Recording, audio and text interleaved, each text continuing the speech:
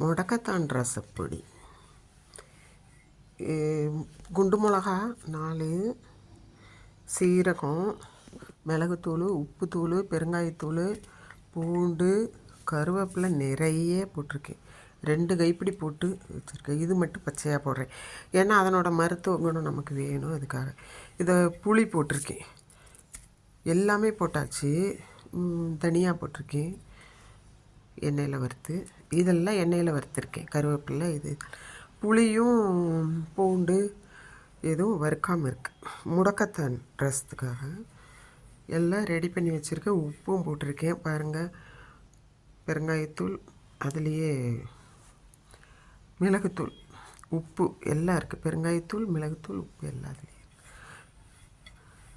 Pink salt போட்டிருக்கேன். இனி இதை நல்லா தூளாட்ட பண்ணால் பவுடர் மாதிரி பண்ணணும்னு அவசியம் இல்லை. 1 2 ஓட்டுனா போதும். ஏன்னா புளி இருக்கிறனால அவ்வளோ சீக்கிரம் அரைப்படாது. அதனால் 1 2 ஓட்டி எடுத்து வச்சா ரசம் வச்சா போதும். வேறு ஒன்றுமே கருவேப்பிலை எதுவும் போட தேவையில்லை.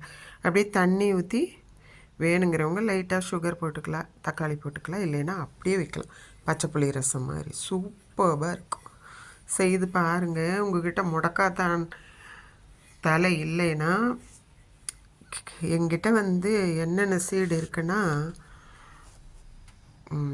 அந்தி மந்தாரை, முடக்கத்தான், சங்கு புஷ்பம், இதனோட சீட்ஸ் இருக்குது. யாருக்காவது வேணும்னா சப்ஸ்கிரைபர் சொல்லுங்கள், நான் அனுப்புகிறேன் ஃப்ரீயாகவே, சும்மா சின்ன கவரில். ஓகேவா? தேங்க்யூ ஃபார் வாட்சிங்.